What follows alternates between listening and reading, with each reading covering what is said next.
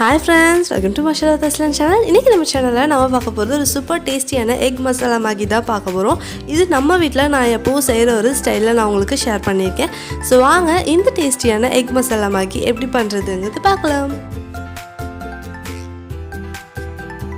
First நம்ம இதுக்கு தேவையான கொஞ்சம் வெஜிடபிள்ஸ் எல்லாம் நான் கட் பண்ணி வச்சிருக்கேன். உங்களுக்கு என்ன வெஜிடபிள்ஸ் பிடிக்குமோ அந்த வெஜிடபிள்ஸ் நீங்க கட் பண்ணி எடுத்துக்கலாம். வெஜிடபிள் இல்லாமையும் இது செய்யலாம். ஃபர்ஸ்ட் ஒரு ஃப்ரை பேன் சூடு பண்ணி அதில் ஒரு 3 முட்டை நான் உடைச்சி ஊற்றிக்கிறேன்.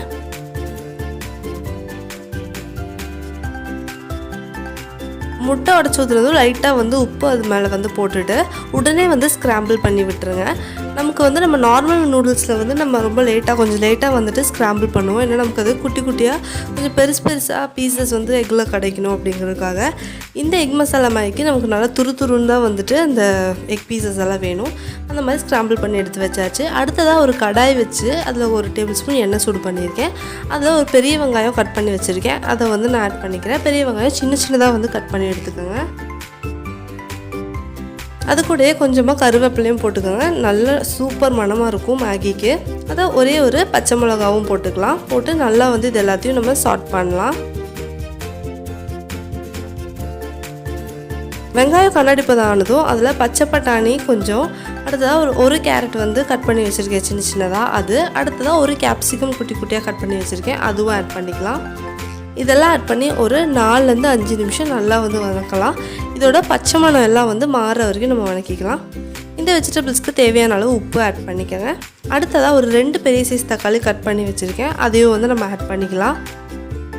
ஆட் பண்ணிவிட்டு இதை நல்லா நம்ம சாட்டே பண்ணிகிட்டே இருக்கலாம். ஒரு 2 to 3 மினிட்ஸ் நல்லா சாட்டே பண்ணுங்கள். அடுத்தது இதில் 1/2 டீஸ்பூன் அளவு மிளகாய்த்தூள், ஒரு 1/2 டீஸ்பூன் அளவு சிக்கன் மசாலா, 1/2 டீஸ்பூன் அளவு மல்லித்தூள், இதெல்லாம் போட்டு ஒரு 2 நிமிஷம் சாட்டே பண்ணலாம். இந்த மசாலா எல்லாமே நம்ம வெஜிடபிள்ஸ்க்காக சேர்த்தது. இப்போ ஒரு 3 கப் அளவு தண்ணி நான் ஆட் பண்ணுறேன். ஆட் பண்ணிவிட்டு இது நல்லா கொதிக்கட்டும். இந்த நல்லா கொதி வர்ற சமயத்தில் நம்ம மேகி மசாலா இருக்குல்லையா, அந்த டேஸ்ட் மேக்கர், அது நம்ம கொட்டி விட்டுடலாம். நான் 3 மேகி பேக்கெட்ஸ் எடுத்திருக்கேன். அதனால் 3 மசாலா மேக்கர் நான் ஆட் பண்ணுறேன். ஆட் பண்ணி நல்லா மிக்ஸ் பண்ணி விட்ருங்க. இப்போது இந்த மசாலாலாம் நல்லா கொதிக்க ஆரம்பித்ததும் நம்ம வச்சுருக்கிற மேகி பேக்கெட்ஸ்லேருந்து மேகி எடுத்து நல்லா உடச்சி போட்டுக்கலாம். நீங்கள் அப்படியே சேர்த்துவீங்கன்னா அப்படியே கூட சேர்த்துக்கலாம். நான் இது மாதிரி உடச்சி தான் சேர்த்துவேன். ஃபுல்லாக உடச்சி சேர்த்துட்டு நல்லா அந்த தண்ணியோட இந்த மேகி மிக்ஸ் பண்ணி விடலாம். தண்ணி கரெக்ட் லெவலில் நம்ம வச்சுருக்கோம். இது கரெக்டாக நமக்கு மேகி வெந்து கிடைக்கும். இந்த டைமில் வேகாத மாதிரி இருந்தாலும் நம்ம நல்லா இந்த மாதிரி நல்லா மிக்ஸ் பண்ணி விட்டுட்டு இந்த மாதிரி நல்லா அமுத்தி விட்டுருங்க. அடுத்தது ஒரு 5 நிமிஷம் லிட்டு போட்டு மூடி வச்சுட்டு அதுக்கப்புறம் எடுத்து பாருங்கள். மேகி நல்லாவே வெந்திருக்கும். நிறைய தண்ணி ஆனாலும் மேகி சாப்பிட்றதுக்கு நல்லா இருக்காது, கொலன்னு. ஸோ இந்த மாதிரி பண்ணிடலாம். அடுத்ததாக நம்ம ஸ்க்ராம்பிள் பண்ணி வச்சுருக்கிற முட்டை இதில் சேர்த்துக்கலாம். சேர்த்துட்டு இதையும் நல்லா மிக்ஸ் பண்ணி விட்டுறலாம். இது கூட கொஞ்சமாக கொத்தமல்லி இலையும் சேர்த்துக்கோங்க. சேர்த்துட்டு ஃபுல்லாக மிக்ஸ் பண்ணி விட்ருங்க.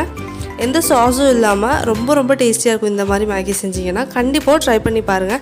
ட்ரை பண்ணி பார்க்கும்போது கண்டிப்பாக கமெண்ட்ஸில் எப்படி வந்துச்சுங்கிறது எனக்கு சொல்ல மறக்காதீங்க. நம்ம சேனலில் மறக்காமல் லைக் பண்ணுங்கள், ஷேர் பண்ணுங்கள், சப்ஸ்கிரைப் பண்ணுங்கள். அந்த பெல் ஐக்கானையும் மறக்காமல் கிளிக் பண்ணுங்கள். அப்போ தான் நான் போடுற எல்லா வீடியோ உங்களுக்கு நோட்டிஃபிகேஷனாக வரும்.